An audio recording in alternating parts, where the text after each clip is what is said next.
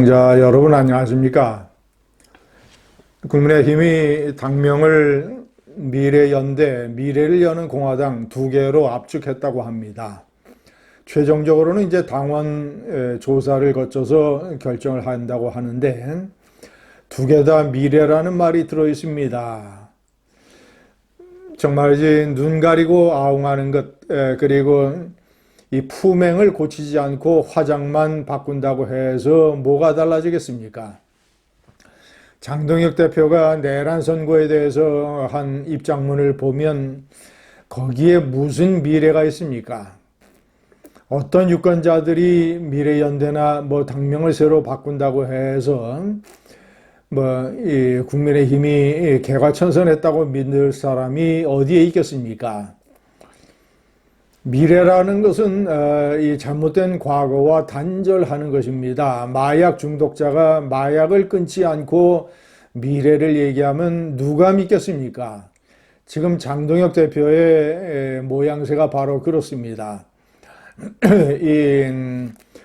윤석열의 미친 계엄이 내란이 아니었다라고 주장을 하고 부정선거가 있었다라는 음모론, 그리고 이재명이 대통령이 되면 나라가 공산화가 된다. 이 국힘이나 윤석열 정권의 반대 세력은 모두 반국가 세력이다. 이런 것들은 전부 제가 얘기하는 극우의 속두증이자 또 다른 표현으로 하면 마약입니다. 정신적인 마약입니다. 시청자 여러분, 윤석열이가 내란 무기징역 선고에 대한 입장문을 통해서 역시 그가 마약적 존재라는 것을 다시 한번 드러냈습니다.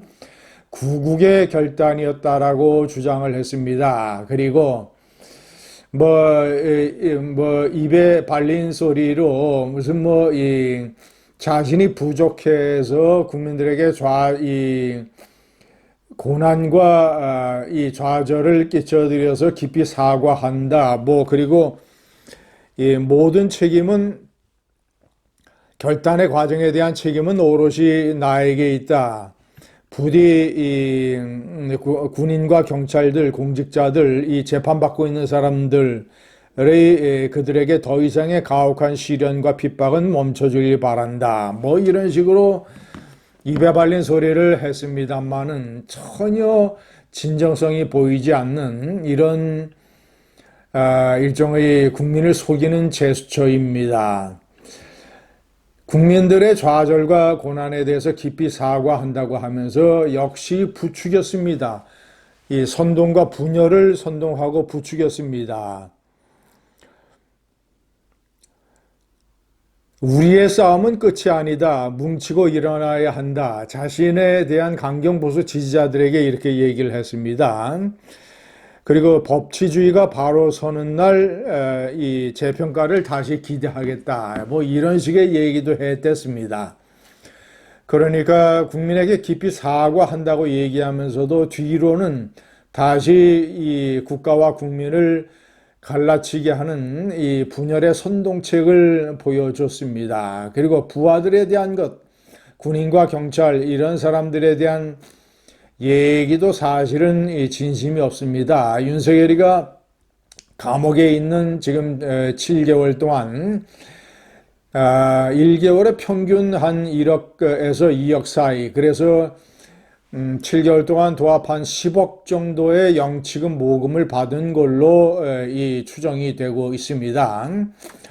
그가 진정으로 부하들에게 미안함을 느낀다면, 그리고 그들의 가족에 대해서 그들의 가족의 고통에 대해서 정말이지 마음 깊은 어떤 위로의 생각이 있다면 영치금을 그들의 변호사 비용 또는 그들의 생활비로 제공을 해야 됩니다. 상당수는 군인연금을 평생 박탈당하게 생겼습니다. 그런 액션 하나도 없이 영치금은 고스란히 외부에 자신의 개인 계좌로 다 옮겨가면서 그가 앞으로 내내 있을 동안에 영치금이 아마 수십억 원이 쌓일 것입니다. 자기가 적당한 때에 사면으로 풀려나게 되면 그거를 가지고 또 이제 뭐 이 배부르게 노후를 살면서 본인이 하는 또 무슨 여러 가지 선동 갈라치기 정치 공작 활동에 또 몰입하게 될지 모르겠습니다. 이런 구국의 결단이라니요. 시청자 여러분, 비유하자면 윤석열이의 미친 계엄은 술 취한 멧돼지가 마을에 뛰어내려와서 마을 회관을 다 때려부시다가 이 주민들에게 잡혀서 이제 우리에 갇히게 된 신세입니다. 또 다시 비유하자면 자신이 잘못해서 자신이 제대로 하지 못해서 자신이 하는 사업이 부도 위기에 몰리니까 경쟁자들을 욕을 해대면서 술에 잔뜩 취해서 집안에 들어와서 거실을 다 때려 부신 이런 못난 가장과 같습니다. 그런 사람과 손을 그대로 잡고 가겠다고 윤석열과 절연을 하는 것은 분열의 씨앗을 뿌리는 것이라고 장동혁이가 아주 단정적으로 선언을 했습니다. 장동혁이는 그런 일종의 정신적인 마약 중독자, 분노 조절 장애자, 술 취한 멧돼지, 거실을 때려부신 술 취한 가장, 이런 사람의 손을 잡고 내내 그대로 가겠다고 선언을 해댄 것입니다. 그런데 당명을 미래연대로 바꾸고 무슨 미래를 여는 공화당, 시청자 여러분, 저는 박정희 대통령을 좋아하고 존경합니다만은 공화라는 개념이 2030 젊은 세대들에게 얼마나 피부로 와닿을까요? 자유라는 개념은 그대로 피부에 그대로 접할 수가 있습니다. 그러나 공화라는 개념이 2030 젊은이들에게 얼마나 먹힐까요?